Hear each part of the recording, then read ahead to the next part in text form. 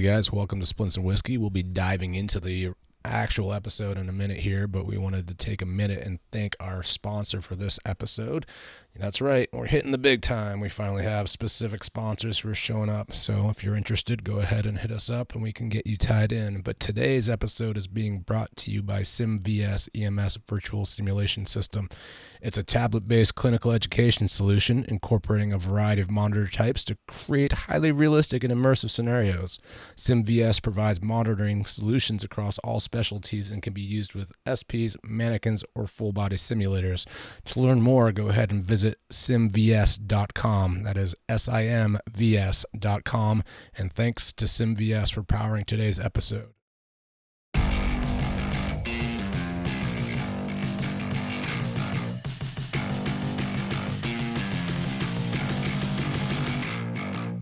Hey guys, welcome back to Splints and Whiskey. My name's Sam Patrick. I'm joined today by Billy Martin from upstate New York, a place near and dear to my heart as well. We'll get to that in a little bit. Before we start chatting and I turn it over to Billy to introduce himself, let's do some business housekeeping. All right, so Splints and Whiskey is powered by LACC, Life Autonomous Care Consultants. If you need any procurement help or acquisitions help in the medical supply space or pre-hospital simulations or training or also just supplies, as I already mentioned, go ahead and look up LACC. That's LACCINC.com.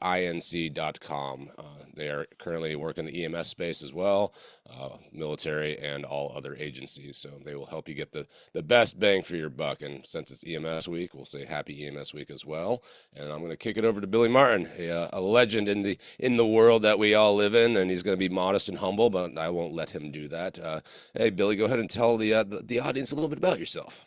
Well, Patrick, that $20 I gave you paid off. Thank you for the intro. $20 is $20. Yeah. So, yeah, I before I even start talking about me, we got to talk about this industry. It's full of people like me and you, right? And I'd like to tell the people in the industry that to take a look in the mirror every now and then, because if I ask a room full of pre-hospital providers or people involved in that type of leadership, are any of their parents lawyers? Right. Usually they say no. Are they doctors? Some of them might have family in medicine, but the majority don't. And the reason they do this work is because they're the only ones that can. Mm-hmm. Right? I like to say there's 1.3 million lawyers, 1 million working physicians, 22.5 million people working from home. Really hard to do EMS working from home. A little bit. And there's 12 million restaurant workers.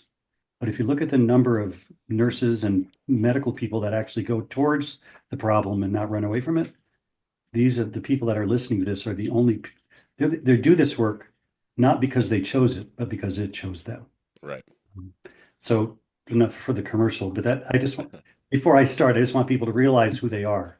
Yes. And my life has been kind of unusual in that I got into, I was a lineman for the power company, working 1,000 hours overtime, and got interested in becoming a ski patroller. So I did.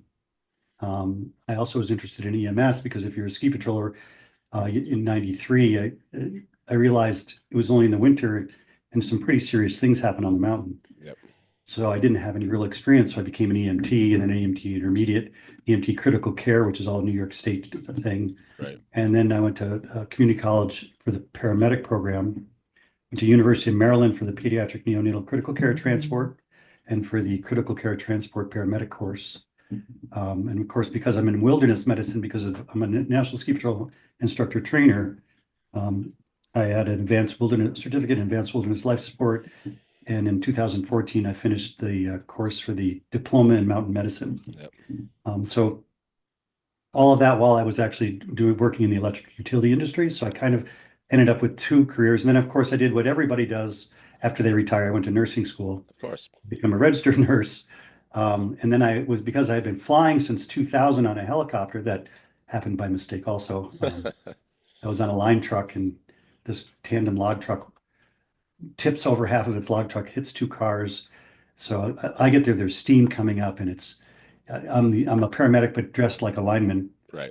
And there's 5 walking wounded in one car and 3 critical in the other. And then the ambulance shows up, and then I said, look, I'm a lineman, but I'm a paramedic. They hand me the radio to say, you're in charge. So I call the hospital, say, look, what's your capability? I got 5 walking wounded, but I got 3 critical. And they called 2 helicopters. Yeah. So I emailed the helicopter company to give them the description of the injuries of the serious ones. And they said, well, because of HIPAA, we can't tell you anything, but please fill out the enclosed application. Nice. So then I flew for 23 years, and the last 7 as a nurse also. Then I also was a per diem cardiology nurse for nuclear and bariatric stress tests, and I started their pacemaker program. Right. Yeah. A very, I would say, traditional career path.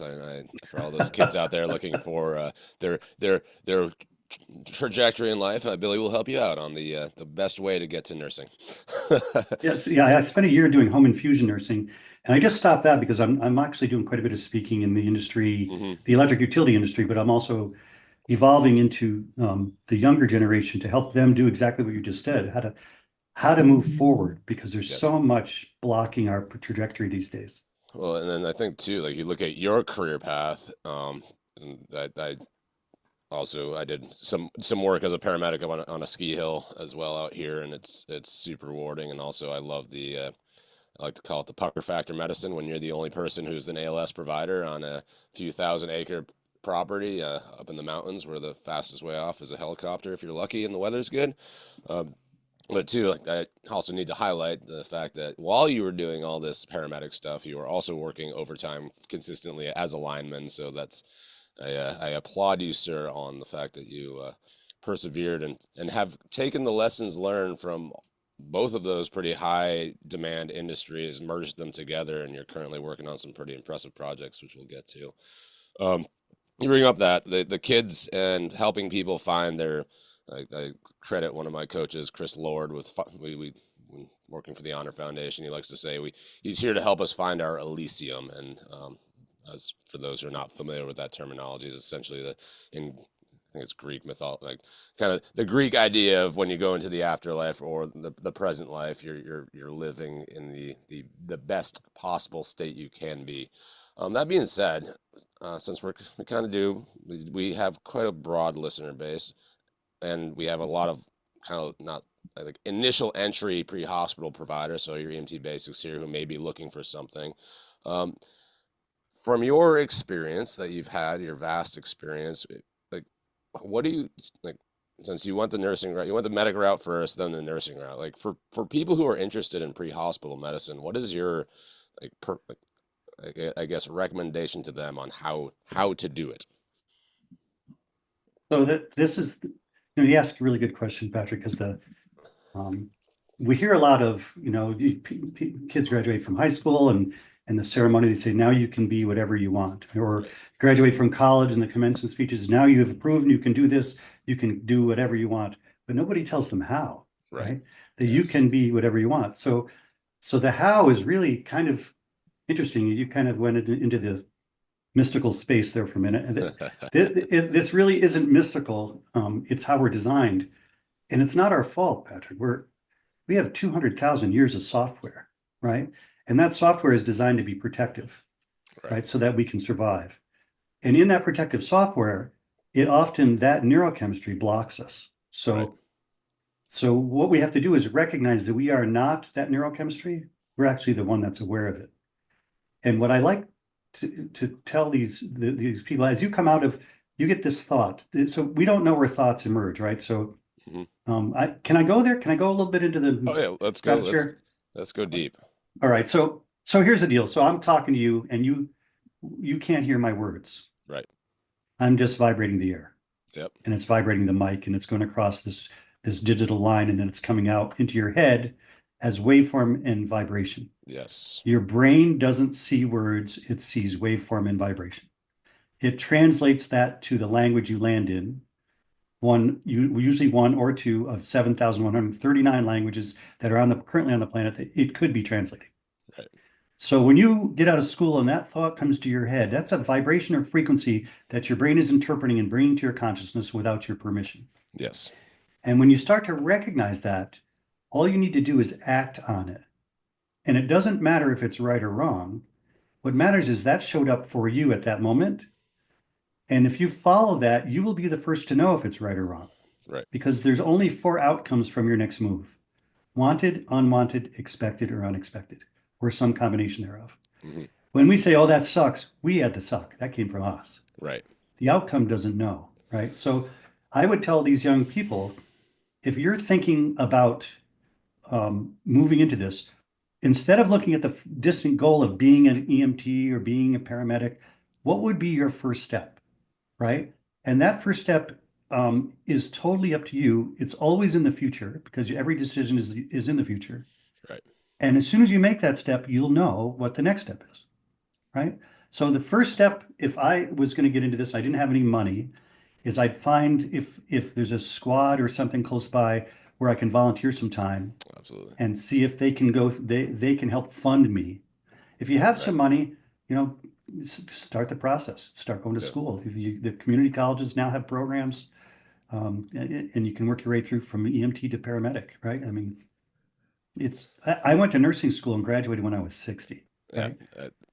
My Yeah. return on investment on that, I flew for 7 more years. But listen, in that 7 years, because I know whatever I decide to do happens, I was a orthopedic nurse for a guy that does knee replacements. Yep. I did that per diem for about a year and a half. I was a cardiology nurse, I mentioned the nuclear and bariatric stress test, started a pacemaker program. Um, I was a flight nurse, so I flew traumas and critical care, and I was a home infusion nurse. Right.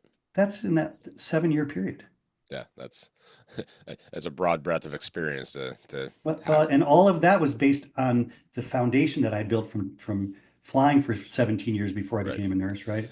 And then everything else, yeah. So So that's would be my suggestion. yeah, well, there's a lot of routes. I think you hit something that I think is very important to highlight. The volunteer aspect, like the thing with like pre-hospital work, first response work, PD, police, anything like that. Like it's not for everybody. So like getting that soft touch point to get an exposure to a culture is huge.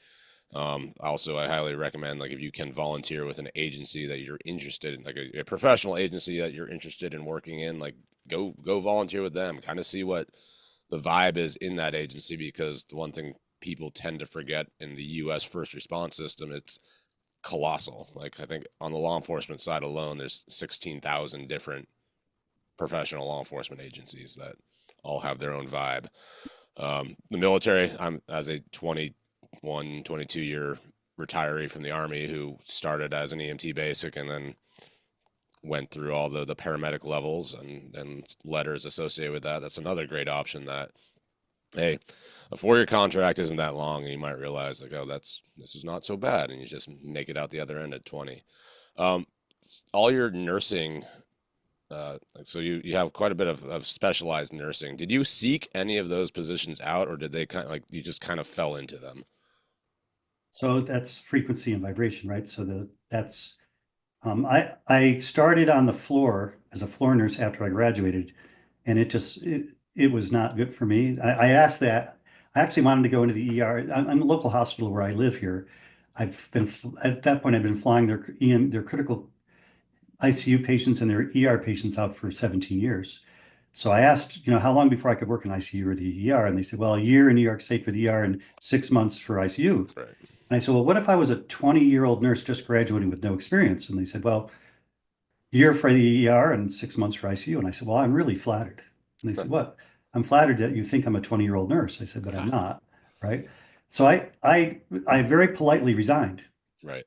And then I got a phone call, said, look, we need somebody with ACLS and for the cardiology department, we can't find any new nurses that have it. Would you be interested? And what I did, they took advantage of me. They paid me as a beginning nurse there, Right. but I accepted that as for the experience. Right. And then they asked me if I'd start a pacemaker program. And think about that. A new nurse at beginning salary starting their pacemaker program. No, it makes sense. Perfect Right. logical So sense. I did that for a couple of years, and then they kept interesting. The manager kept upping it. So when they first started, it was one day a month. I'd come in and I'd be do pacemaker interrogations. Yep. And I don't know if you know anything about those, but in order to do that, I have to shut your pacemaker off to get the underlying rhythm. All right. But I really need to know if you have an underlying rhythm first. It's kind of not good to shut your pacemaker off if you don't have one. Right. Yes. Yeah, Right. that's So, it. so I had 9 patients, then 12 the next time, then 14, then 17, then 20, then 23, then 24. And I went to the nurse manager. I said, I said, I'm per diem. I said, yeah, so I can say no. I said, yeah. I said, no. Right, He says, what do you mean? I said, I'm not doing any more pacemaker clinics. He said, why? I said, because you've kept increasing, but not once did you talk to me about it. right. And then he made a deal with me. Well, because I used to show up during the week to help out with pacemaker, with stress tests. He said, well, if you happen to be here and we give you one in the ER, or we give you one on the floor, or we just schedule a couple a day, would you do that? I said, sure. Right. So I did that for a while. Um, but then I actually sent a resume in to a Credo to do home infusion nursing, and they paid me $20 an hour more because they went with my resume. Oh yeah. Yeah, and that's another, since we dabble in all breadths of knowledge here on this show. Predatory hiring are not like predatory employment practices. Like for people like you and I, who when you get into the service to others kind of space, like whether it's military, whether it's first response, whether it's volunteering, whether it's nonprofits, like a very common thread amongst all people in that space is we will bend over backwards to make like in our perception of helping other people, um, which allows us to be very easily. I like to err on the side of giving people the benefit of the doubt. Like it's not malicious advantage.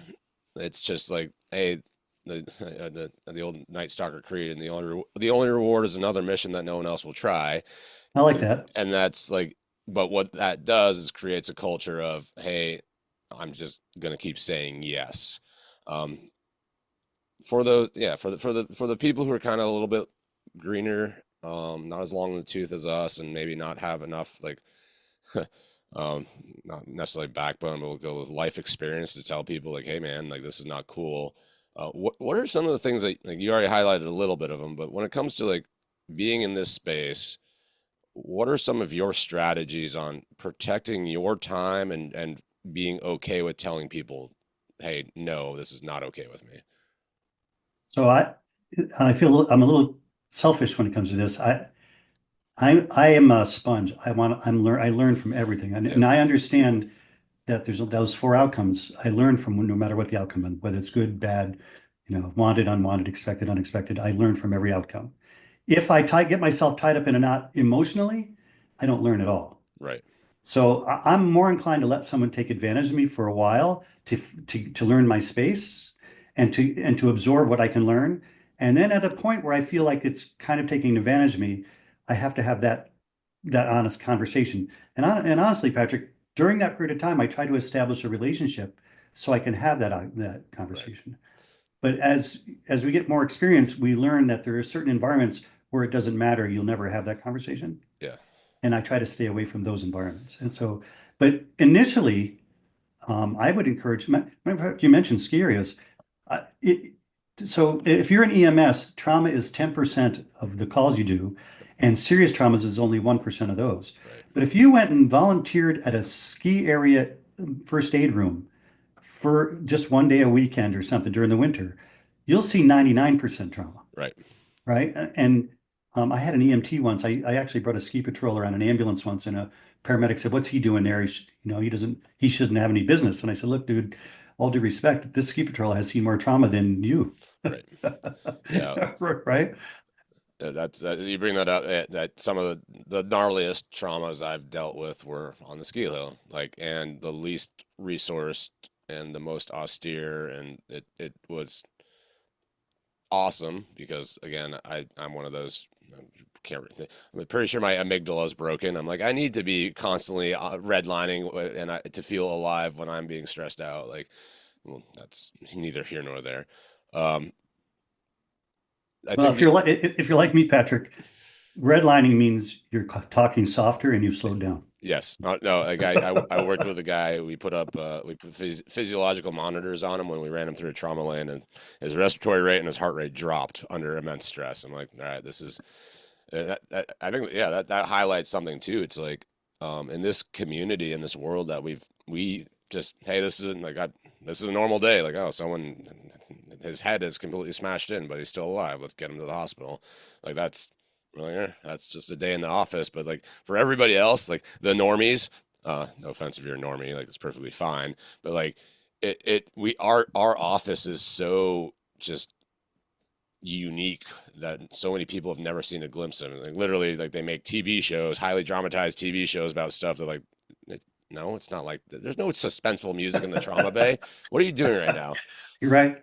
Yeah. So you bring another important point. So there's a whole bunch of writings about how to do this. But you mentioned your amygdala. So our fight and flight response is that's 200,000 years of Yeah. programming, right? So if you're going to get into this business, you have to learn how to unhack your biology because your Yes. biology's telling you, oh my God. Um, Mel Robbins calls it the 5 second rule. Yep. If you count backwards, 5, 4, 3, 2, 1, you can reestablish control. Hmm. Viktor Frankl, Man's Search for Meaning, 1946, he lived through 4 Holocaust camps. Mm, He says between stimulus and response is a space.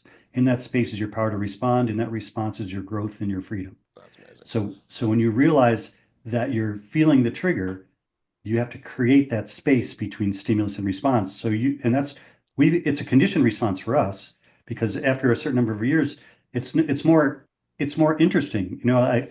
I did a cave rescue where they winched me out 95 feet out of a helicopter Hmm. into the top of a mountain. I had to go into this cave 400 feet, and this guy's gorked with 5 rangers. We used 10 rangers to get him out on the Stokes. But without experience, I'm qualified to paralyze sedate this guy and intubate him. But I'm in a really austere environment in a really bad place. So in order to get him out, we had to do the minimum. Right. That's a thoughtful response. But if you're being triggered by the conditioned, you will fall to your program, right? And it took us 3 hours to get him out. We checked him every time we 5 guys would hand to the thing, and plus we were all in harnesses on a Yep. 15-foot ledge in the dark, right? Yep.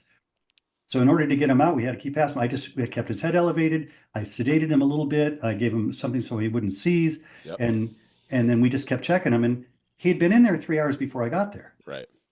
So there's a really good chance if you live through that 3 hours, you'll get through this, right? That's perfect. Yeah.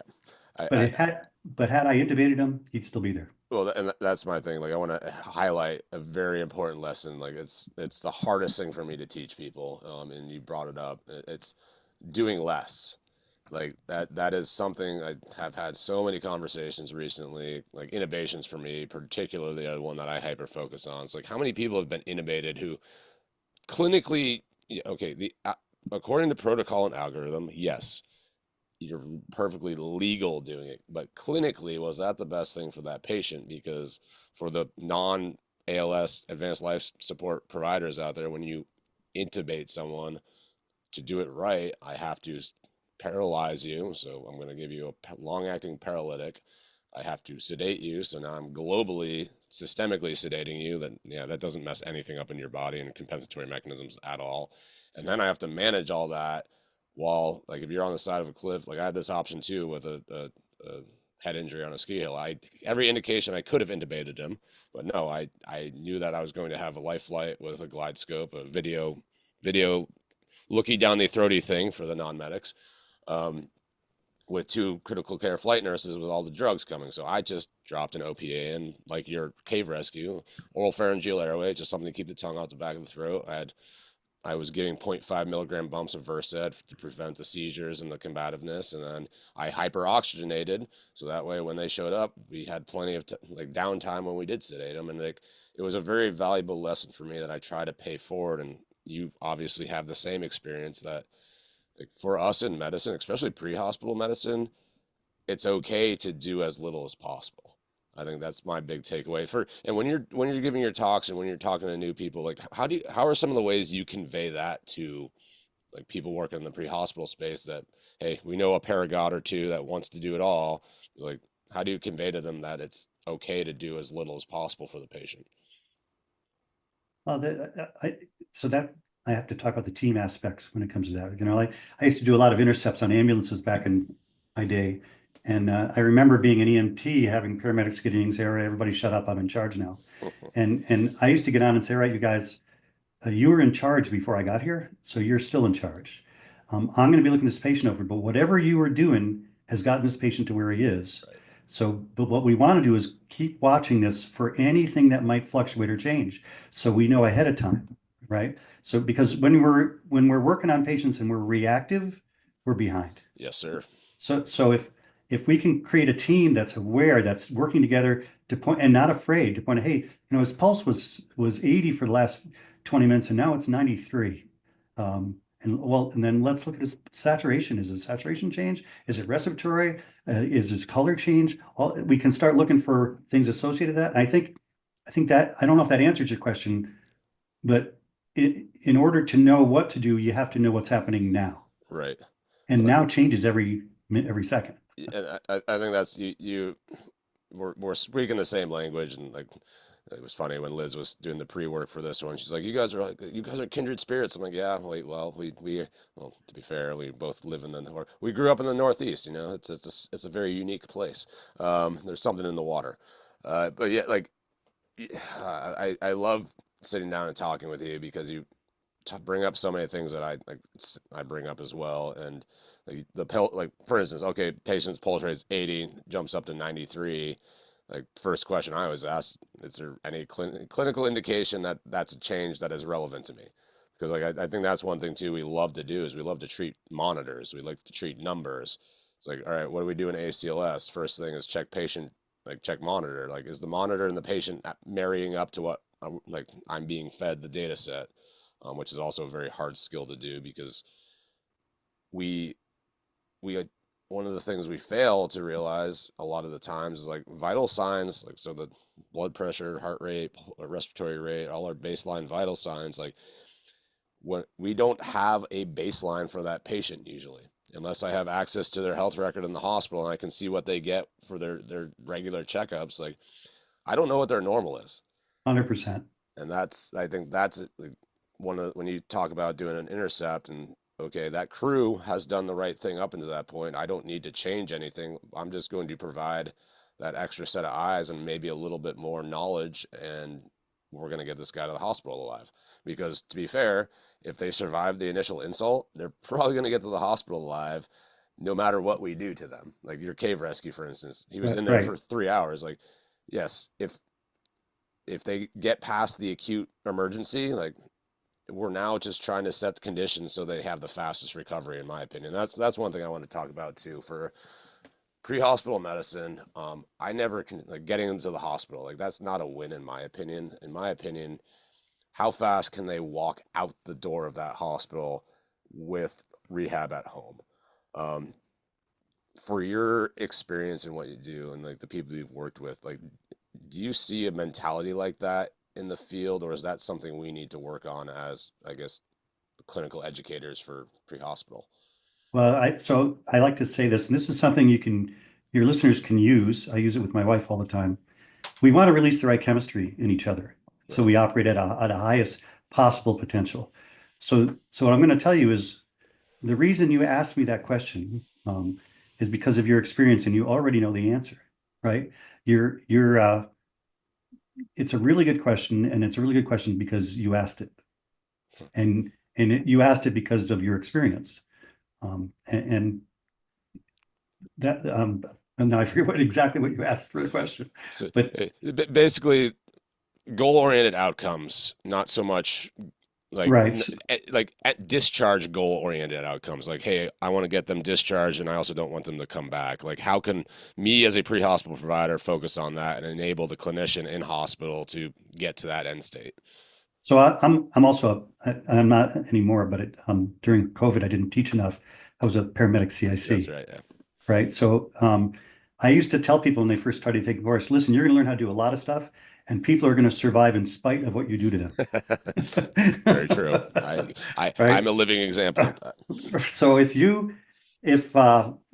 we don't think we can see the future, but we can because we live in the moment, and every decision is a prediction in the future. Mm-hmm. But honestly, when you start thinking forward, right? So I've got somebody with a really bad fracture, right? And this is bad enough and contorted enough that could end up being compartment syndrome, Right. right? So when you know those things end up getting written on your patient care report, Right. you have that conversation with the doctor, and you can prime the whole system. Right. So the system doesn't have to relearn at every step. And what I like to say is, if you can get into a hospital and create a good rapport with that staff that you respond to, that patient's outcome is going to be better because the right information is going to travel. Right. And so flying 23 years into level 1 trauma centers, Burlington is where I went the most. And Yep. what I learned, and then when I was a nurse especially, they had this whole thing where when you land and you go in, there's 23 people in it, and it's a really bad trauma, and they all go silent, right? Right. Yep. If I take any minute and I start reading them, I lose them. Yep. And they go right to the patient. Yep. So I've learned over the years to memorize everything I need to know and look them in the eye while I'm talking to them. Yep. And if there's something particular that's bothering me, I make sure when the person that I'm looking at is the lead resident, Yes. right? I'll point at him and this, so that important information relays, right? So that information travels, because what happens, you see patients, and I used to go back and check patients in the hospital. It was a little bit psychotic probably of me, but at first when I was in intermediate, I just would go up to the ICU to see if they still had my IV. I know it was stupid. Right, Well, hey, no, you want to, did I do it right in the field? right. And I nasally intubated a patient once, and Yep. and I got into this. I had a really good rapport with my hospital. I get into the ER, and I'm bagging the patient with a nasal intubation. The patient's conscious. It was congestive heart failure, and I did him sitting up and did the nasal intubation. And he'd had all the drugs and everything he could have. And I knew the ER doc. And he comes into the desk and he looks at me. He says, you don't need to stop here. The room, I already got him assigned to ICU. Yep. Because he knew everything that I had done. And the nurse, and he said the intubation's good, got good lung sounds. And the nurse says, he's intubated? She couldn't tell because she hadn't seen a nasal intubation, right? Yeah. But that's kind of how I judged. If the more they had to do in the ER that I could have done, the slower that process is for that patient. Right. Right. And while it sounds silly, I started 2 IVs quite often because one might be a med line, right? Yep. And I'm not, I'm not trying to stab them in the two. I often use them in the same arm. Right. I don't do it because in a helicopter, it's really hard to have both arms out. Right. Yes, right. It's a little cramped. So to answer your question, if we can just think forward a little bit, what can we do? What are we? And don't do things just because you can. Right. But what things will produce this patient's travel through its system more smoothly and quickly. Right. That improves outcomes, I think. Setting conditions for, it's just like the military. We're setting operational conditions for follow-on missions, and medicine's no different. I always happy to hear Burlington, Vermont get brought up, since that helipad always. Dislocated helipads from hospitals are one of my pet peeves when it comes to, like, all right, we're going to just add layers of time delay. Like, okay, we're going to get off the helicopter into the bus, blah, blah, blah. Are they willing to do an engine running offload or not? Blah, blah, blah. And then you brought up the trauma bay, the trauma team, a trauma stat page results in 23 people showing up in the resus bay. And of course I use that model as, hey guys, where's the staff attending for that? And usually they're, right. Yep. Yeah. Hey, that EFAST view is not good. Why don't you go ahead and adjust that? All right. Hey, R2, are you getting that airway in? Like, they're watching everything. And two, like, you highlight the fact that for people who are not aware, have never dropped off a trauma, like, yeah, the senior resident is the one who's going to run the trauma code. The attending is going to make sure that senior resident doesn't mess anything up.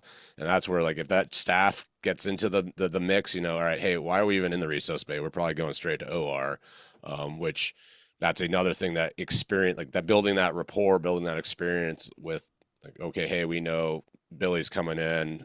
He says they need to go right to the OR. We need the trauma OR prepped, warm. Let's go ahead and spike 2 units of blood. Like, because we know this guy, we know this crew. This is the real story. We're not even going to scan. We're going right upstairs. And then two, like, the 23-person trauma team. Okay, you and your partner in the back of that helicopter or ambulance have been doing everything that 23-person team is expected to do. You give your report to the senior resident, and then after that too, you start pulling people like the ancillary, like, hey, if you had them ventilated or intubated, like let's pull the RT aside. Like, hey man, these are my vent settings. This is what I've been successful with. Like, as we know, respiratory therapists are very protective of their ventilators. So, Sure, sure. um, So yeah, yeah. So it, Burlington, the trauma rooms, you're in the trauma room and everybody's there. The whole team is there, right? yeah, So I would memorize their vent settings. I'd yep, memorize whatever the drip rates were, whatever they had beforehand, all that stuff. It's not a lot to memorize really, but when you do that and you're making eye contact with the person on the vent, and then you're making eye contact.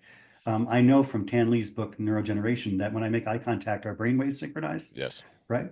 So that level of connection changes the patient outcome yeah, and then often they'll come back and ask me questions I've already answered, yep, right? And I don't say, well, I told you that, right, dude, I just repeat the answer yeah, because it doesn't matter whether they got it the first time or not. What matters is they need to get it, yeah, right? Right. yeah, And then there's the patient other piece, I also treat the families, right? yes, So when I would leave a scene, I shared cell phone numbers and I would sometimes text these people. They're 2.5 hours from like Whiteface. right, You mentioned the trauma. Imagine this. Imagine being the ski patrol, starting from scratch with this really bad trauma, and then getting on the helicopter. So the continuum of care from the mountain to the helicopter to Burlington was such a great experience yeah, because I knew it from the beginning to where they got right. to. And that And was huge. that's a pretty unique experience to have in the civil space. Like for the military medicine side of things, I look at the military medic. We have these kids who go through 4 months of school, and then they're expected to do point of injury, casualty collection point, stabilization, evacuation to perhaps damage control surgery if they're lucky. Like for my former unit, we would do post. Like we had the mission of post-op transport from that damage control surgery to the next echelon, and like it's something that's very unique that people do not like and do not get to see very often. But like that whole, like you mentioned, the continuum of care, like initial, like it.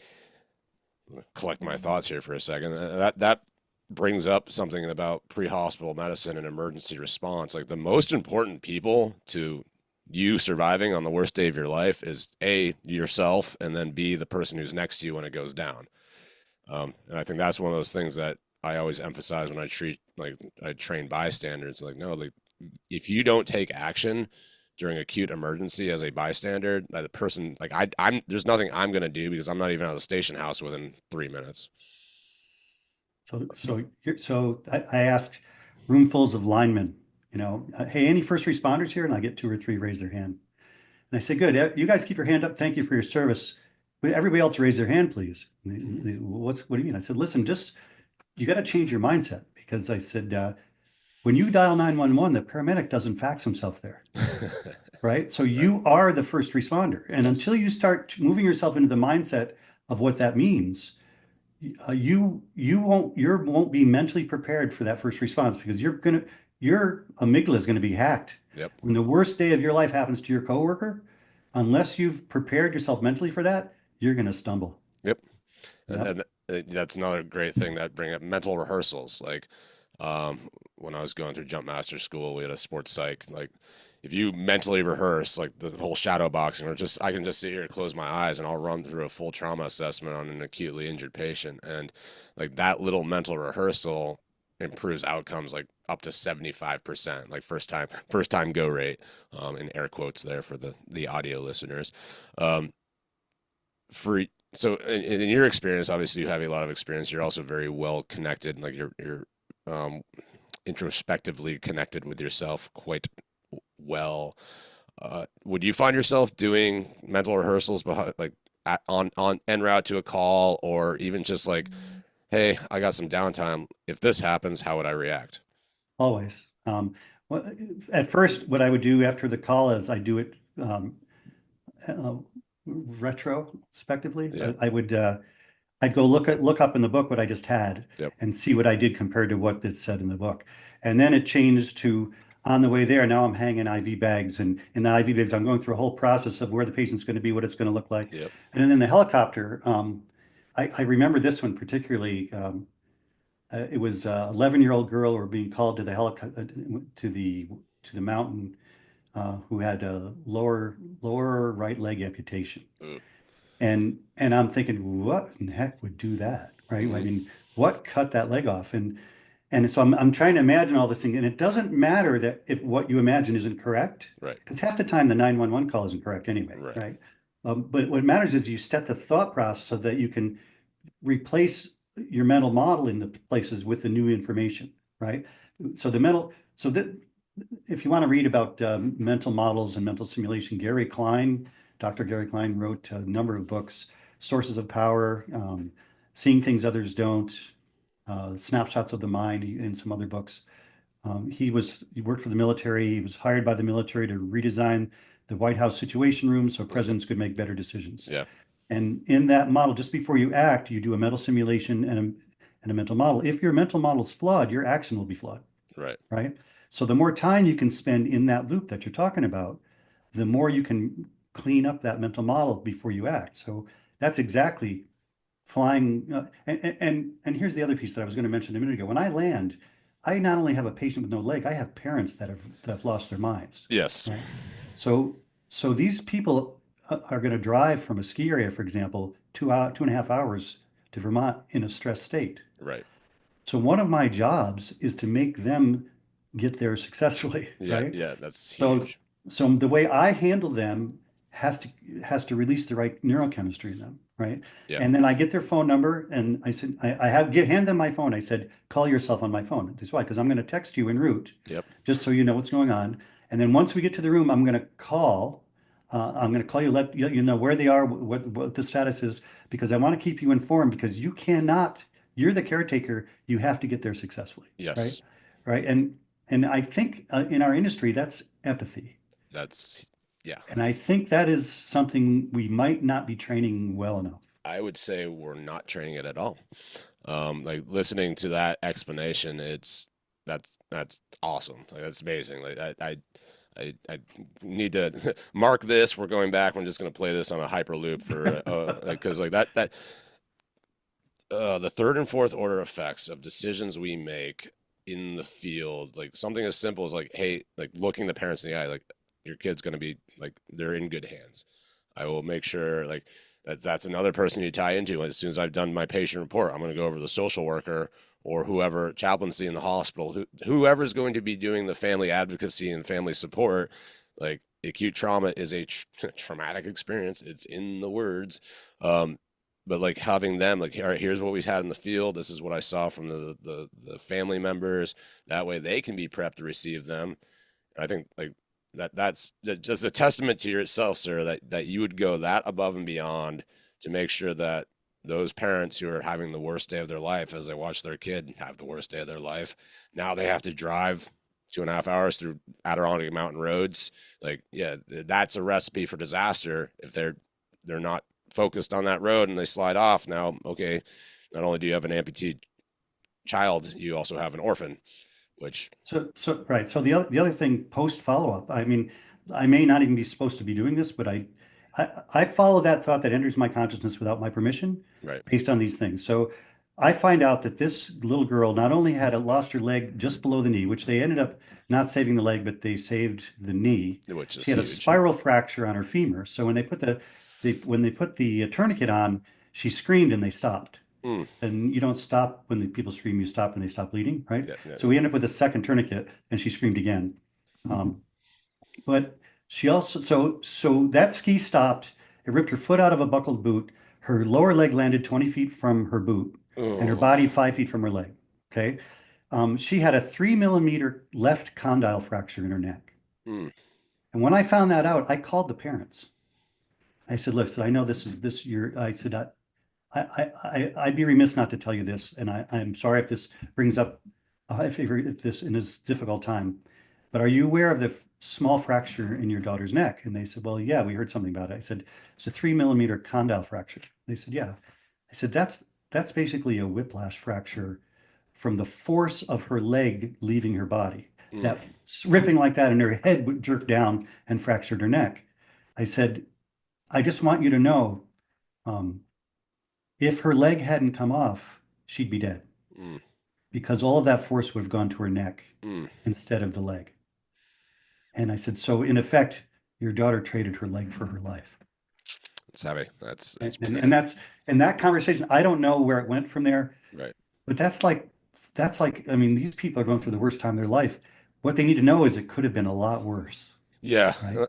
and that's a hard one I've always um, dealt with, and like leadership, for instance. Like, yeah, in that situation, it seems fine to because it's you're trying to find the hunt the good stuff, as we say in our resiliency, but like at the same token too, when we like start looking at organizational culture, we talked about it in the beginning of the show. Like if you have leadership saying, well, it could be worse. I'm like, yes, I know it could be worse. I could be at the Abbey Yeah, Gate in Afghanistan during the withdrawal. It can be worse. right. And I didn't say it could be worse to them, No, but right? like, yeah, and that's. I think that saying alone, like, yes, there's a way to deliver that message without saying it could be worse. But like when you deliver that, hey, well, it could be worse. I'm like, well, that's sarcastic and toxic leadership, So, but so on the same point, so you make a really good point here, Patrick. So I had established a rapport with this family right, in order to take them away, right, and leave their parents behind. Because they're always like, can we go with you? No, that just doesn't happen. right, Weight and balance yeah, issues, yes, and there's other issues. We have to, pilot focuses on flying, we focus on patient. No, yes, right? yeah, And then because I talked to them from the hospital, I had established the rapport where I always leave it open. Look at if I always, and I say this, listen, if I hear something, I'll call you. Is that okay? And they always say yes, right. right? So I didn't just out of the dark do that.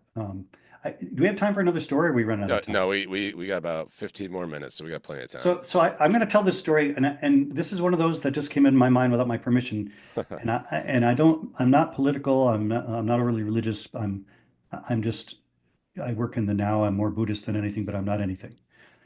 And I'll try to remember the story. It was a 24-year-old who had fallen back and hit his head really bad, Mm-hmm. and he was intubated, sedated, because he wasn't coming out of the unconsciousness correctly, right? Right. Yep. So he has a 22-year-old, it appears to be a young male, 22-year-old wife in the room. Yep. And I'm not getting much from the ER, the small ER I was at, but we're going to fly him to Albany, actually. Right. And the wife keeps coming up to me, say, look, just so you know, he just had an operation, and he's got what's oh, I can't think of the name of the catheter. That's just a bag that goes over your penis. What is it? The condom catheter. Yes, yeah, it's a condom catheter, but there's another name for it. I can't think of it. Oh yeah. So he's got one of those on. He said, "Look, he just had an operation, and under no instance can he get a Foley. Just please." And she was really adamant about it, and she kept bothering me. Like, excuse me, but listen, just to make sure, will you tell them he can't? So so I'm looking at the doctor. What's going on? Yeah, he just had surgery. They're not telling me anything. So the paramedic pulls me out of the room and says, "Listen, just so you know." This person just transitioned from female to male, Oh. which is why they can't have a Foley catheter. Uh, So the ER wasn't comfortable enough saying, I don't know what was going on in that dynamic there, but so the wife again grabs me on the way. Listen, make sure. I said, here's what I'm going to do. I said, I'm as concerned about this as you are now. I said, because if you're as concerned, I should be. So here's my phone. Call yourself. I'll text you on the way. I'll actually write it on the report, and I will tell them, and I will call you after I tell them. And I did all those things, right? right. But when I showed up in Albany, my report was totally different than the one I got. This is 24-year-old just went through transition from a female to male, had recent surgery, under no circumstances can have a Foley catheter. Then I go through the whole head injury and the intubation and the vent settings and all that crap, right? Right. And then I restate. I also looked and the medication that they're on for this is due in 24 hours Right. because you're on a schedule. Yep. So because of all that, I looked at what kind of testosterone, what are they taking, right? Right. But I got none of that in the hospital. It's it's an interesting thing because and how long ago was this? Probably 3 years ago. Yeah, so recently, like Yeah. it's not like early, No, it's not post-COVID. like 90s. Yeah, it's it's something we see. It's ironic, like what's like social discomfort in medicine. We deal with it in the military a lot, where female soldiers, people are uncomfortable putting, like, doing physical exams on female soldiers because there's been so much history associated with sexual harassment, sexual assault, rightfully so. But like, now we've created a culture on the other end where we're uncomfortable talking about stuff or uncomfortable doing stuff, and it's going to kill people. Yeah, yeah. So here's, if I would talk to your listeners about this whole thing about four outcomes and this, that we create the suck. When I listen to some people in this industry who are very, um, there's a lot of testosterone in our industry, right? And rightly so, because we have to make really good decisions and we have to make them now. Right. But you'll hear a lot of judging in that testosterone, Yeah. right? And well, that's stupid. This trans, this. Listen, if we could just erase all that and realize we are creating all that, Yes. whether this person is male, female, has no bearing on me at all, right? Right. It's them, and whatever they want to be called, I'm fine. You want me to call you whatever name or whatever your pronoun is? This whole idea that we want to be treated the way we want to treat others the way we want to be treated Right. has never been true, Right. right? Because if you're Catholic and I'm Buddhist, why would you want to be treated like a Buddhist, Right. right? Or me like a Catholic? So we want to treat people the way they need or want to be treated, Right. and it doesn't affect us at all. So if we could get over that in our industry, I think we could remove that cognitive load that is actually killing people. Because when you tie yourself up in a knot over crap that doesn't matter, you're not functioning at your highest level. And you bring up a valid point that we kind of talked about earlier. Like, okay, treating someone's cultural or like societal beliefs, like that's like treating a monitor. Like, okay, Yeah. is this relevant to the treatment, the acute? Because I got called for an acute issue. Like, that's why we get toned out. There's an acute issue that they're having a problem with. Like, yes, some of the medical history, which we can lump all this, like the mental health or whatever stuff into, is like, okay, could be pertinent history. Yes, like the patient that was post transition, recently transitioned, who was unable to advocate for themselves. Okay, now I must be their advocate. So that is part of the acute treatment, because if I do this indicated treatment to this patient, it's going to cause further harm. Like, that's relevant information. Me personally, like I don't need to know the whole backstory behind the why. Like, that's your life choice. It's on you. Like, hey, as long as you're a well-adjusted, mentally all there person, do whatever you want. But there is also too, like, it's one of those weird spaces, like, because like dealing with certain like beliefs that people have, there comes a time too, like, okay, you can believe you're a cat.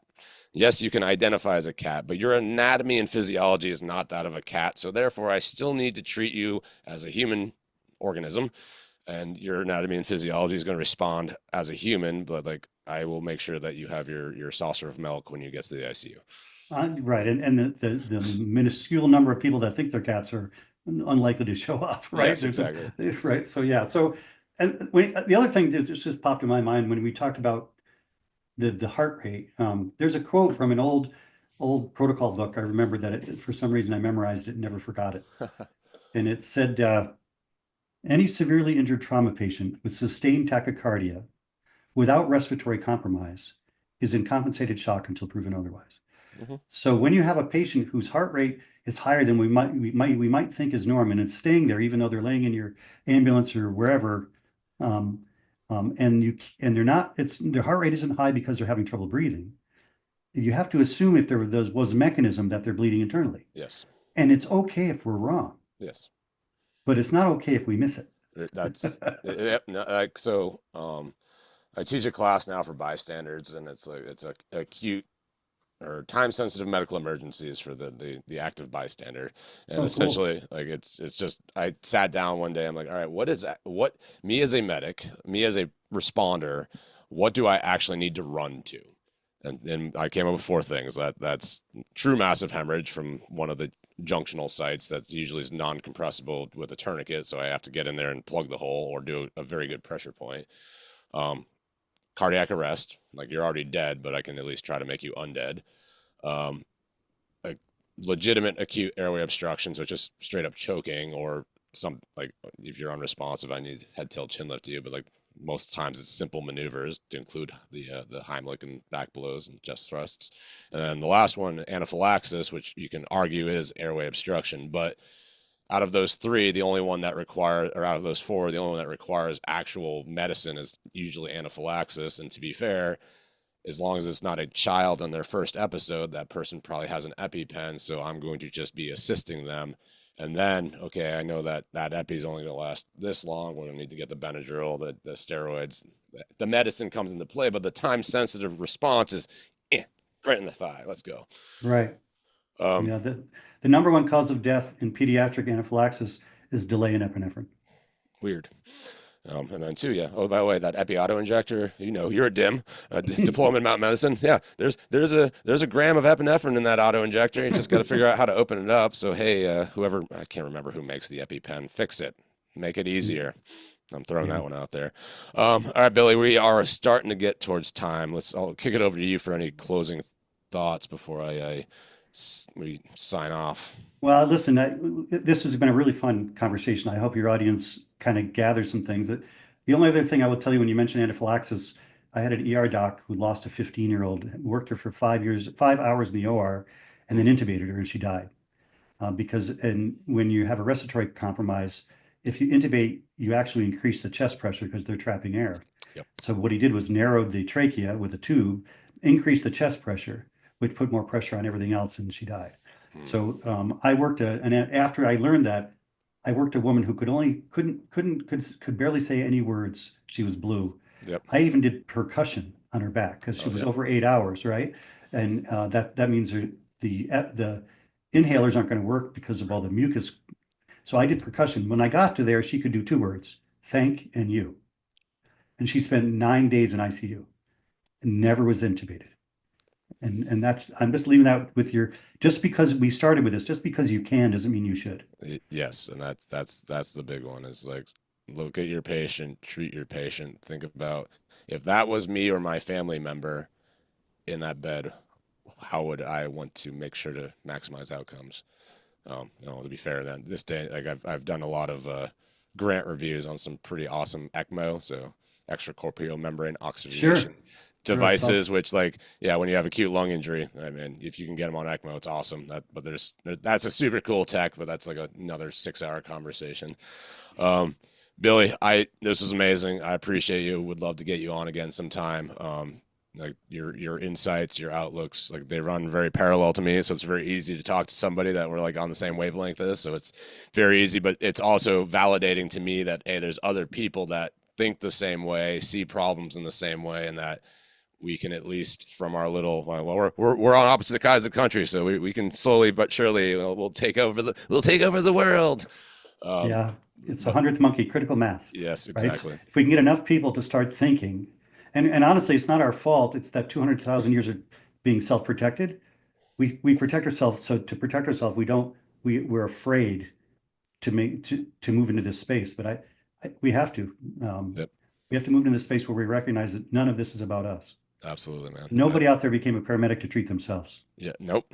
And to be fair, we'd be better suited to if we in the healthcare in general, if we had to be the patient that we were treating, like that would change. Like when you want to talk about empathy, like somewhere something happened in your life that you realize that, hey, that did not feel good when I got treated that way, so therefore I'm going to make sure no one else feels that.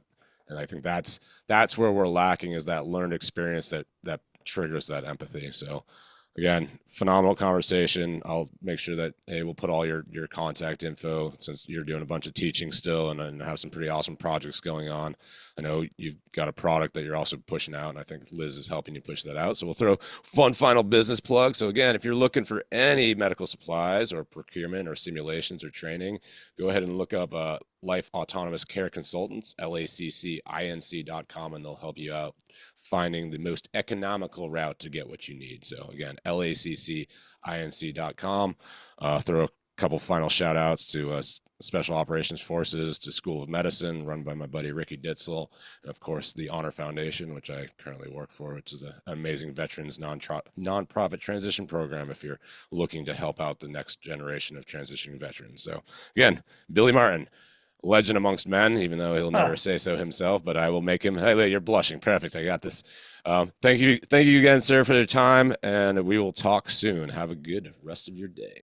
And we're going to go ahead and thank the sponsor of this episode one more time, SimVS. Again, simvs.com. Go ahead and check out the website. They've got a whole suite of stimulated monitors and medical devices that will make your training that much more realistic. simvs.com.